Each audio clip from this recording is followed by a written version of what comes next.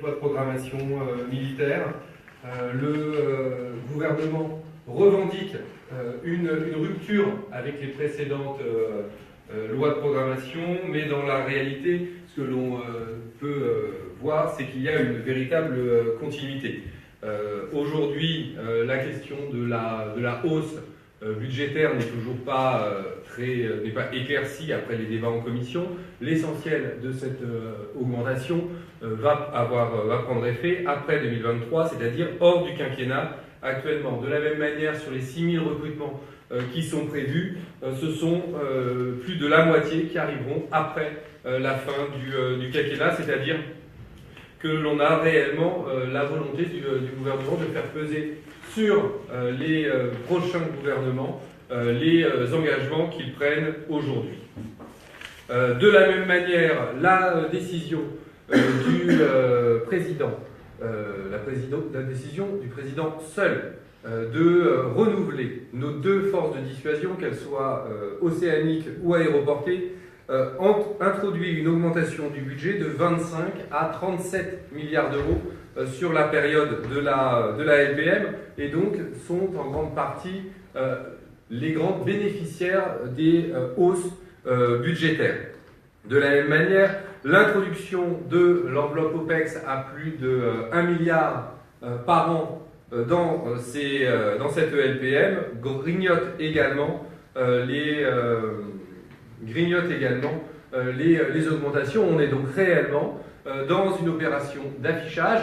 Cette opération d'affichage, on la constate depuis la campagne présidentielle, avec Emmanuel Macron qui a affirmé seul l'objectif des 2% du PIB pour les dépenses militaires, qui est donc un impératif de l'OTAN et qui ne se justifie pas par une vision stratégique française des objectifs que la France donne à ses armes. Et je vais donner la parole à Alexis Corbière sur cette question de l'OTAN et de l'Union européenne. Merci Bastien Lachaud, merci à tous d'être là. Donc effectivement, c'est l'occasion pour nous de revenir sur ce que nous avons porté d'ailleurs durant l'élection présidentielle, à savoir notre volonté, notre proposition, si nous dirigeons ce pays, de sortir de l'OTAN, cette organisation qui déjà rappelle que le général de Gaulle avait quitté, du moins pour ce qui est de son commandement intégré, en 1966. Donc l'OTAN nous semble être une alliance obsolète, disons-le clairement, qui fige un soi-disant camp occidental qui reste encore à définir, une configuration qui souvent s'aligne plus sur les intérêts des États-Unis, qui, on le voit, est souvent sur le terrain militaire au moins une politique internationale très agressive. Et tout ça n'est pas raisonnable pour nous qui entendons d'abord et avant tout défendre l'indépendance de notre pays et notre pleine souveraineté. Vous le savez, notamment, le budget de défense américain est un budget de 716 milliards de dollars. Le complexe militaire industriel américain est extrêmement pesant sur les choix politiques et nous n'avons aucun intérêt à nous lier, par définition, dans une alliance avec donc les membres de l'OTAN. Également, allons à l'essentiel, y a-t-il une communauté d'intérêts des membres de l'OTAN? Nous rappelons que la Turquie est membre de l'OTAN et qu'il est, en fonction notamment de ce qui se passe à l'heure actuelle, sa politique agressive et la manière dont elle écrase aujourd'hui nos amis kurdes, amène à ce que nous devrions nous interroger sur le fait est-ce qu'il est encore pertinent que nous participions à une alliance militaire avec un pays qui porte de tels agissements. Également, nous voulons souligner que l'OTAN, peut-être c'est moins connu par le grand public, impose ce qu'on appelle une interopérabilité entre les armes et qu'en fait, nombre d'armes que nous avons achetées, la France, on doit avoir pour exigence notamment cette interopérabilité avec le matériel américain, ce qui amène à ce que la France doit parfois acheter ce qu'on appelle du matériel sur étagère, ce qui n'est pas toujours pertinent. Voilà pour ce qui est de l'OTAN, nous défendons encore l'idée, telle que nous l'avons fait, en cohérence avec ce que nous avons porté lors de l'élection présidentielle, et je crois que beaucoup de Français sont sensibles à ce choix stratégique, qu'il faut quitter cette alliance militaire datée, dangereuse et coûteuse. Deuxièmement, concernant l'Europe de la défense, il s'agit là d'un vieux mythe que notre président Macron réactive, et en vérité pour faire suite aux propositions et aux exigences du président Trump, notamment sur l'OTAN. Car allons à l'essentiel également. L'article 42 du traité sur le fonctionnement de l'Union européenne indique, et je le cite, que les engagements et la coopération dans le domaine de la politique de sécurité et de défense demeurent conformes aux engagements souscrits au sein de l'organisation du traité de l'Atlantique Nord, donc cette OTAN, qui reste pour les États qui sont membres le fondement de leur défense collective et l'instance de sa mise en œuvre. Donc il n'y a point en vérité d'Europe de la défense, disons-le clairement, en vérité il s'agit d'une Europe aligné sur l'OTAN une fois de plus, qui revient à mes premiers arguments. Donc nous refusons que la France appartienne à une alliance militaire permanente et automatique qui en vérité cautionne des interventions militaires sans réel mandat de l'ONU, qui doit être l'instance de décision de possibles interventions internationales si cela est nécessaire. Voilà, cher Bastien, à toi la parole.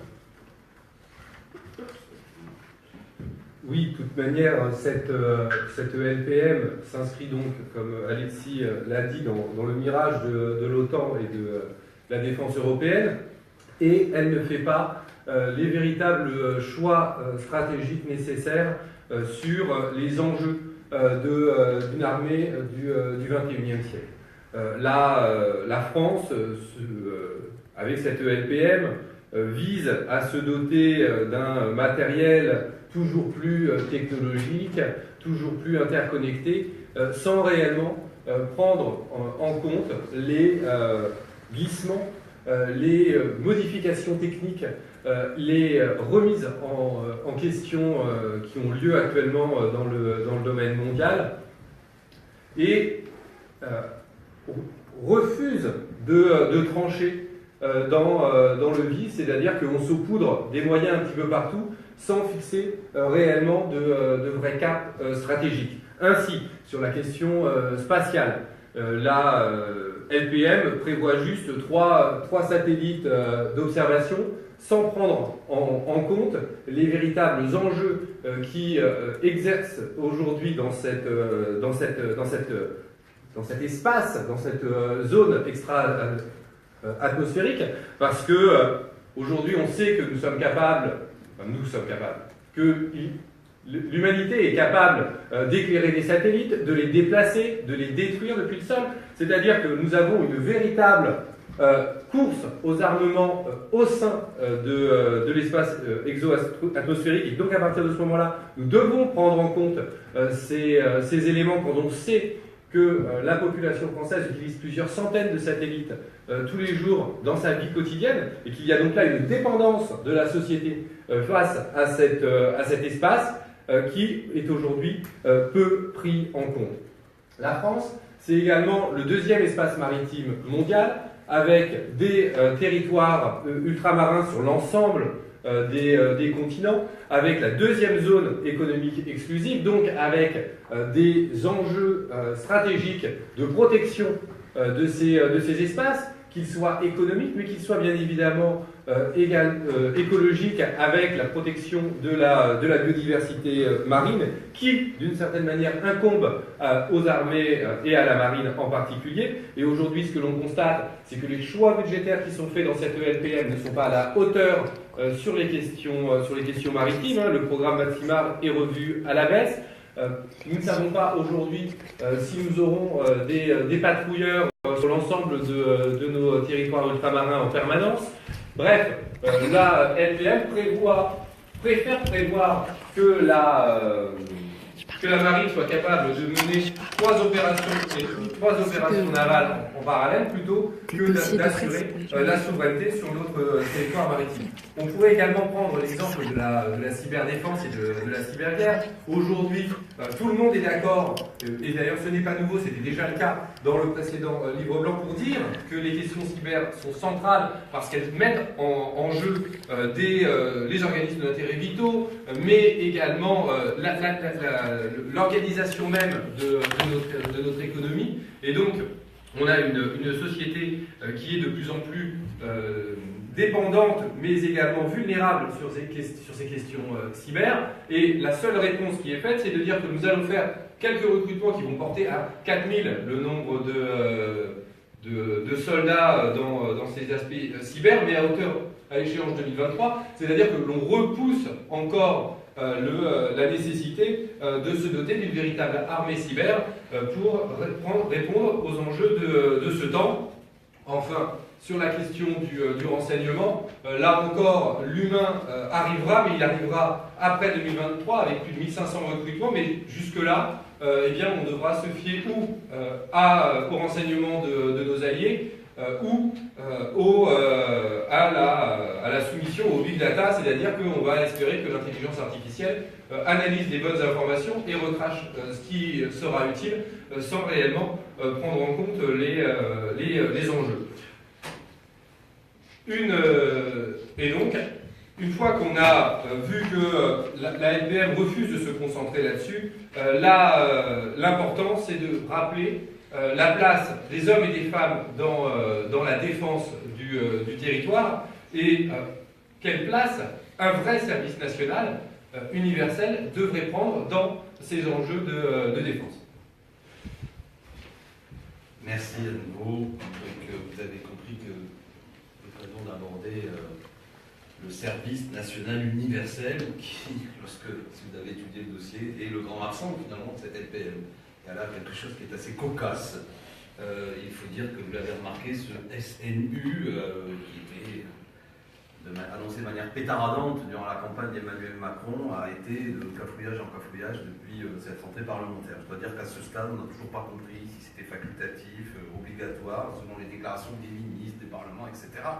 On a même vu d'ailleurs la parlementaire chargée de la mission sur la SNU interpeller un jour à l'Assemblée nationale, Madame la ministre de la Défense, quelle pensée du SNU, sans même dire ce qu'elle avait pensé comme mission parlementaire. Je dois avouer que pour avoir moi-même participé aux travaux de cette mission, on est sorti de là en ne comprenant plus rien. Et je crois que ça montre bien le caractère assez fumeux. La difficulté, quelle est-elle? C'est que son coût et sa mise en œuvre ne sont pas intégrés dans cette loi de programmation militaire. Il est évident que sa mise en application, si elle venait, affectera cette LPM. Donc il y a là, j'ose le dire, une insincérité finalement dans cette LPM qui est censée mettre en œuvre quelque chose qu'elle ne programme pas. Et comme nous avons même d'ailleurs rencontré la ministre, sa réponse était assez confuse là-dessus. Elle souhaite finalement que ça ne soit pas intégré dans sa LPM, mais il est possible, et même sans doute, ce ne sera pas le cas. Bon, on a vu là qu'il y a de la part du président de la République une mesure dans laquelle, tel un tapis dans lequel on se prend les pieds, il se retrouve un peu déstabilisé. Pour notre part, nous sommes favorables à un service citoyen obligatoire. La France Insoumise, son candidat Jean-Luc Mélenchon, l'a porté pendant la campagne présidentielle, qui nous semblerait être un rite de passage républicain qui permettrait de régénérer, les formules sont connues, le lien entre la jeunesse, la nation. Mais pour nous, cela ne serait pas un monde de précarité ni de bricolage. Ce serait quelque chose qui serait rémunéré au SMIC, d'une durée de 9 mois. C'est un temps nécessaire pour créer un véritable cadre de formation, d'inspiration et de réappropriation civique. Ce serait pour nous un service qui serait soit militaire, soit civil, qui pourrait très bien intégrer l'activité de sapeurs-pompiers, police, Office national des forêts, protection et réparation de l'environnement. Ça nous semble être un enjeu fort.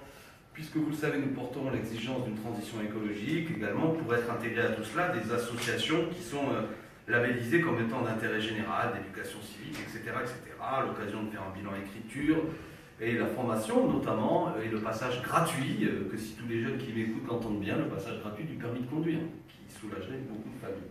Voilà, donc par la suite, tout jeune ayant intégré ce service civique obligatoire pourrait s'engager dans la garde nationale citoyenne, et elle serait mobilisable en cas de crise sécuritaire, écologique ou industrielle.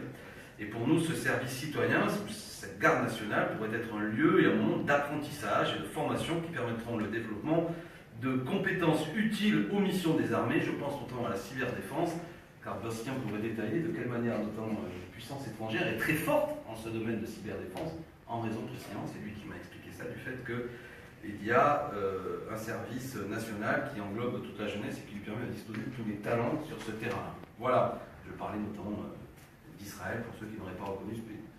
Voilà, cher Bastien. Peut-être que la conférence de presse est terminée, tu vas conclure. Écoute, nous avons vu l'essentiel, nous avons distribué également un document plus précis, donc de bien voir que pour nous, le véritable enjeu, c'est la question géostratégique, de penser le monde, et à partir de comment on pense le monde, on détermine quelles armées nous avons besoin pour remplir les objectifs qui ont été fixés politiquement, et que la LPM fonctionne bien dans ce cadre-là à l'envers, et c'est pourquoi nous avons donc souhaité présenter une contre-LPM.